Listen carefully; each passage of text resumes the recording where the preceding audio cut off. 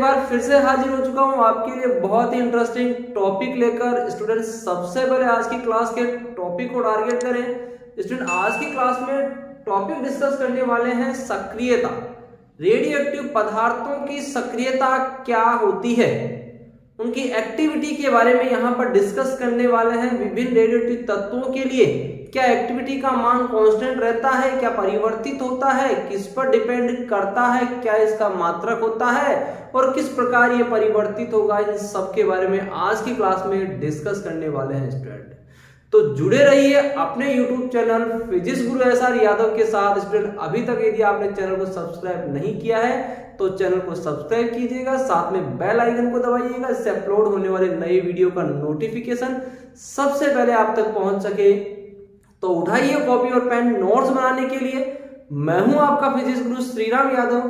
Physics की online classes में आप सभी का फिर से हार्दिक स्वागत करता हूं स्टूडेंट। आज की क्लास का टॉपिक है स्टूडेंट अपना सक्रियता। रेडियोएक्टिव पदार्थों की सक्रियता क्या होती है।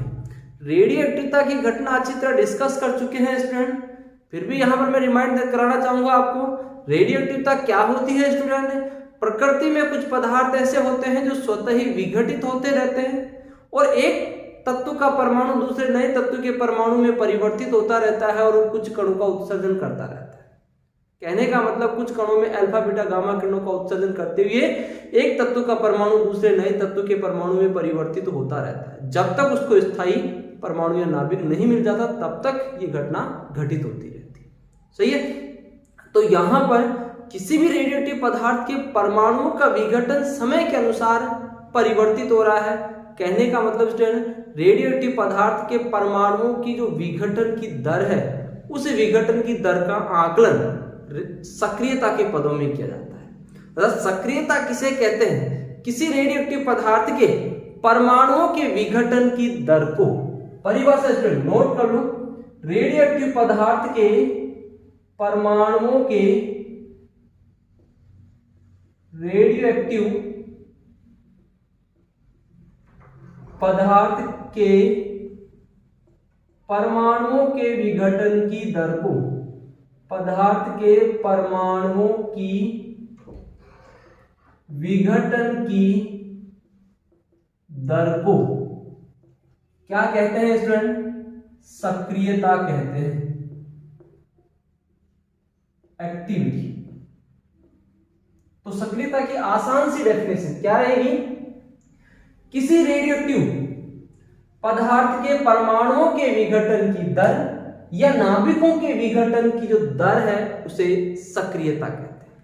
सही स्टूडेंट।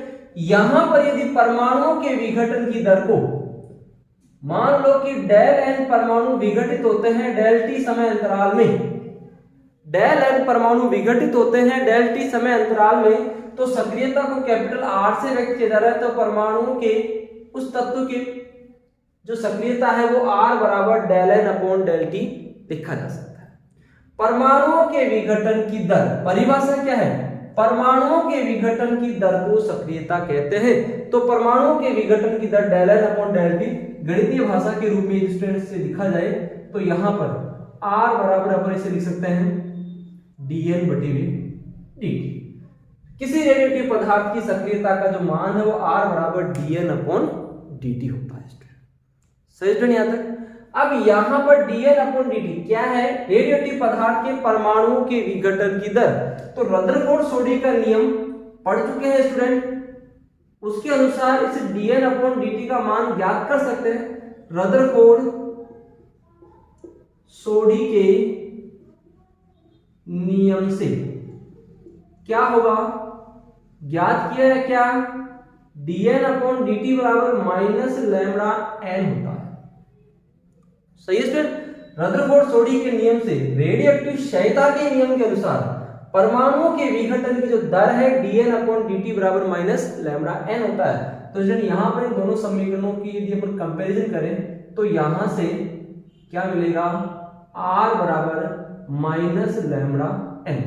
यहां लैम्बडा नियतांक है, यहां लैम्बडा क्षय नियतांक कहलाता है। कांस्टेंट स्टूडेंट यहां पर ये तो इसका मतलब यहां पर R अनुक्रमानुपाती है N। किसी भी रेडियोएक्टिव पदार्थ के लिए उसकी सक्रियता का जो मान है वो उस समय उपस्थित सक्रिय परमाणुओं की संख्या के अविघटित परमाणुओं की संख्या के अनुक्रमानुपाती होता है। अर्थात क्या लिखें, पदार्थ की सक्रियता का मान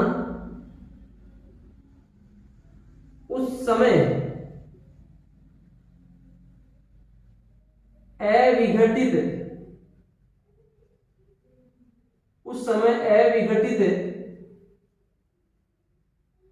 परमाणुओं की संख्या के अनुक्रमानुपाती होता है। तो इसका मतलब स्टूडेंट यहां पर सक्रियता का जो मान है वो परमाणु समय उपस्थित सक्रिय या अविघटित परमाणुओं की संख्या पर निर्भर करता है। चलिए स्टूडेंट यहां पर इस समीकरण से स्टूडेंट ये स्पष्ट हो गया है क्या कि सक्रियता का जो मान है वो प्रत्येक अर्धायु काल के पश्चात आधा हो जाएगा। सही है, सक्रियता का जो मान है कि प्रत्येक अर्धायु के बाद में अविघटित परमाणुओं की संख्या एक अर्ध आयु के बाद, एक अर्धायु के बाद का मतलब t बराबर जब t हो जाता है तो परमाणुओं की जो संख्या है वो कितनी हो जाती है, n बराबर n02। सही है स्टूडेंट, प्रत्येक अर्धायु काल के पश्चात सक्रिय या अविघटित परमाणुओं की संख्या आधी हो जाती है। तो उस कंडीशन में अपन कह सकते हैं स्टूडेंट कि प्रत्येक अर्धायु काल के पश्चात सक्रियता का मान भी आधा हो जाता है, R बराबर R02 हो जाएगा। इसका मतलब स्टूडेंट यहां पर किसी रेडियोएक्टिव पदार्थ की जो सक्रियता है वो चरघातांकी नियम का पालन करती है। चरघातांकी नियम का पालन करती है, कैसे करती है देखो स्टूडेंट, यहां पर किसी पदार्थ के लिए सक्रियता का मान अभी ज्ञात किया R बराबर -λN।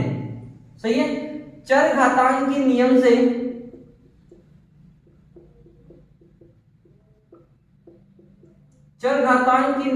n बराबर n0 e की पावर -λT। तो उस कंडीशन में R बराबर क्या लिखा जा सकता है, -λN0 e की पावर -λT, या R बराबर लिखा जा सकता है R0 e की पावर -λT। और यहां स्टूडेंट R0 कांस्टेंट माना है जिसे लैम्बडा n नोड से व्यक्त किया गया है। ये R नोड यहां पर क्या है स्टूडेंट, प्रारंभिक सक्रियता कहलाती है। उस पदार्थ की, उस तत्व की प्रारंभिक सक्रियता है R नोड, जिसका मान लैम्बडा R नोड के ऊपर होगा। तो यहां पर किसी पदार्थ की जो सक्रियता है वो चरघातांकी नियम का पालन करती है स्टूडेंट। सही है, यदि यहां पर ये कंडीशन हो रही है स्टूडेंट कि प्रत्येक अर्धायु काल के पश्चात यदि परमाणुओं की संख्या आधी हो रही तो सक्रियता का मान भी आधा हो रहा है। इसका मतलब सक्रियता R बराबर R0 1/2 की पावर n भी लिखा जा सकता है।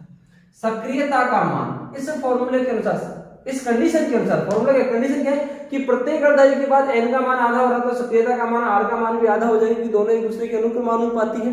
सही स्टूडेंट, तो इसका मतलब R बराबर R0 1/2 की पावर n लिखा जा सकता है। R बराबर R0 e की पावर -λT लिखा जाता है। R बराबर -λN, अर्थात यहाँ पर सक्रियता की अलग अलग समीकरण अपने को प्राप्त हो रहे हैं।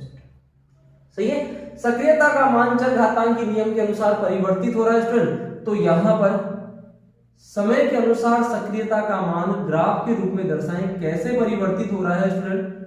इस एक्स पर ले लें सक्रियता R और इस एक्स पर लिया जाए समय t। तो सक्रियता का मान किस प्रकार परिवर्तित हो रहा है, इस ग्राफ की बात करें स्टूडेंट तो यहां पर t बराबर 0 समय पर सक्रियता का मान, प्रारंभिक मान ले लिया अपन ने क्या, R0। तो समय के अनुसार इसके मान में कमी होती जाएगी, और जब t बराबर टी हो जाएगा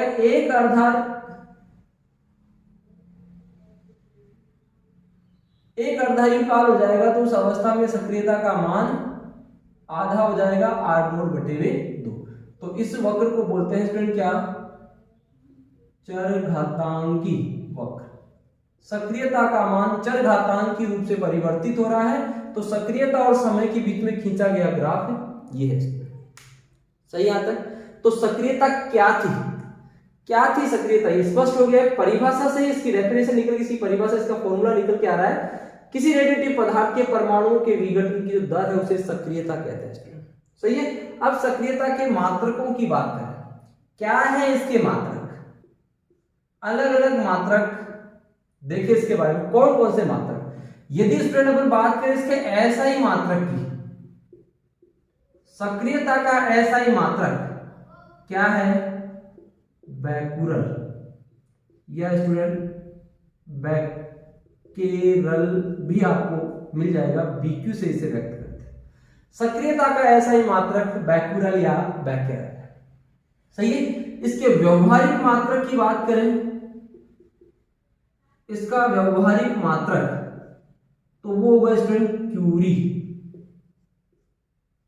CI से इसे व्यक्त करते हैं।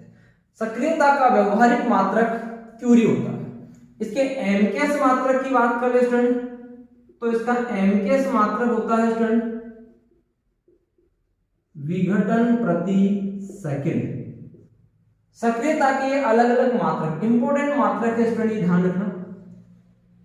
सही है। जो मात्रक काम में ले जाते हैं अधिकांश, एसआई मात्रक एक इंपॉर्टेंट क्वेश्चन है ये, एसआई मात्रक क्या होता है, सक्रियता का एसआई मात्रक क्या होता है, बहुत ज्यादा इंपॉर्टेंट है स्टूडेंट, ये ध्यान रखना। बैकेरल बैकुरल बीक्यू से व्यक्त करते हैं स्टूडेंट। सही है। और एक बीक्यू बराबर होता है एक विघटन प्रति सेकंड, ये ध्यान रखना। एक बीक्यू बराबर एक विघटन प्रति सेकंड होता है। सही स्टूडेंट। और यहां पर इसके और अन्य मात्रक की बात करें तो इसका अन्य मात्रक स्टूडेंट रदरफोर्ड भी होता है। रदरफोर्ड भी सक्रियता का अन्य मात्रक गिना जाता है। और एक रदरफोर्ड बराबर होता है 10⁶ बैकेरल। एक रदरफोर्ड बराबर 10⁶ बैकेरल होता है स्टूडेंट। एक रदरफोर्ड इंपॉर्टेंट है ये भी, एक रदरफोर्ड बराबर 10⁶ बैकेरल या 10⁶ विघटन प्रति सेकंड लिखा जा सकता है। जो इसके छोटे मात्रक काम में ले जाते हैं स्टूडेंट वो है मिली क्यूरी और माइक्रो क्यूरी। ये दो ऐसे मात्रक हैं जो अधिकांश अवस्थाओं में प्रयोग किए जाते हैं सक्रियता के। तो एक मिली क्यूरी और एक माइक्रो क्यूरी बराबर, एक मिली क्यूरी बराबर 10⁻³ क्यूरी होता है। सही है। और एक माइक्रो क्यूरी बराबर होता है 10⁻⁶ क्यूरी होता है। सही स्टूडेंट। एक मिली क्यूरी और एक माइक्रो क्यूरी का मान ये। अब यहां पर एक चीज और देखो, इसके साथ एक चीज और देखो। अब इस मिली क्यूरी और बैकेरल में क्या संबंध है, यदि इन दोनों की बात करें, इन दोनों के संबंध की, कि इन दोनों में आपस में क्या संबंध है, तो इनके संबंध का एक फॉर्मूला है स्टूडेंट, क्या, एक क्यूरी बराबर यही लिख रहा हूं, देखो ध्यान से लिखना इसे, एक क्यूरी बराबर 3.7 × 10⁻10 बैकेरल। एक क्यूरी बराबर 3.7 × 10⁻10 बैकेरल होता है स्टूडेंट। सही है। तो यहां से एक मिली क्यूरी बराबर 3.7 × 10⁻7 बैकेरल और 10⁶ बैकेरल को क्या लिख सकते हैं, एक रदरफोर्ड। तो इसे एक मिली क्यूरी बराबर क्या लिखा जा सकता है, 37 रदरफोर्ड भी लिखा जा सकता है। और एक माइक्रो क्यूरी बराबर 3.7 × 10⁴ बैकेरल। सही है। रदरफोर्ड और क्यूरी, मिली क्यूरी या क्यूरी में संबंध होता है, इन मात्रकों में आपस में संबंध है। तो सक्रियता के मात्रक क्या है, ये भी एक इंपॉर्टेंट क्वेश्चन है कॉम्पिटिटिव एग्जाम के हिसाब से, बोर्ड एग्जाम के हिसाब से, कि सक्रियता का मात्रक क्या होता है स्टूडेंट। सही है। तो यहां पर टॉपिक था स्टूडेंट रेडियोएक्टिव पदार्थों की सक्रियता क्या होती है? सक्रियता यहां पर अपन आसान सी डेफिनेशन देखी, रेडियोएक्टिव पदार्थ के परमाणुओं के विघटन की दर को सक्रियता कहते हैं। सक्रियता R बराबर dN/dt। यदि dt समय अंतराल में dN परमाणु विघटित होते हैं तो R बराबर dN/dt, R बराबर -λN लिखा जा सकता है। R का मान अनुक्रमानुपाती है, उस समय उपस्थित है अविघटित परमाणु या नाभिकों की संख्या के। R का मान चर घातांक के रूप से परिवर्तित हो रहा है और ये सक्रियता के SI मात्रक बैकेरल, व्यवहारिक मात्रक क्यूरी है। अन्य मात्रकों में इसका मात्रक रदरफोर्ड भी होता है, एनकेस मात्रक विघटन प्रति सेकंड होता है। तो यहाँ पर आज की क्लास का आसान सा टॉपिक डिस्कस किया है, छोटा सा टॉपिक डिस्कस किया है। आशा करता हूँ स्टूडेंट आपको समझ में आया होगा। कंफ्यूजन है तो उस कंफ्यूजन को आप कमेंट बॉक्स में जरूर शेयर कीजिएगा। साथ में चैनल पहली बार आया तो चैनल को सब्सक्राइब कीजिएगा, साथ में बेल आइकन को दबाना मत भूलिएगा, जिससे अपलोड होने वाले नए वीडियो का नोटिफिकेशन सबसे पहले आप तक पहुंच सके। Thank you student. आज की